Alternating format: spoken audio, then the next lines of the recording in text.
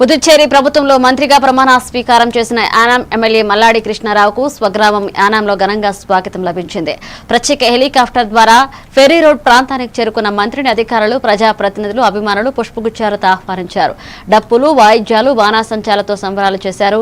అనంతరం open top వాహనంలో భారీ ర్యాలీగా నివాసానికి బయలుదేరగా ప్రజలు పూల వర్షం కురిపిస్తూ అభినందనలు తెలిపారు. యువత బైక్ ర్యాలీలు నిర్వహించగా మహిళలు హారతలతో స్వాగతం పలికారు.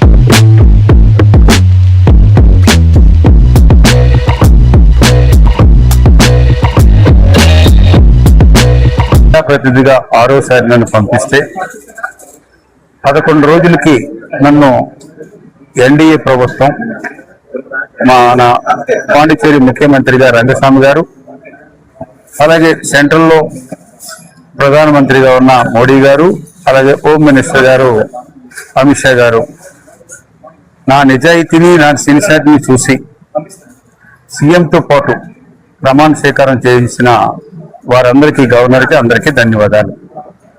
ఈరోజు ప్రమాణ స్వీకారం చేసిన 3వ రోజే నేను ఇక్కడికి రావడం, ప్రజలు నన్ను ఆదరించడం, వారికి అందరికీ కూడా ధన్యవాదాలు. ప్రజలకు ఏవైతే మాట ఇచ్చానో ఆ మాటని నిలుపుకోవడానికి ఈవేళ 4:30 నుంచే పనులు మొదలుపెట్టాను.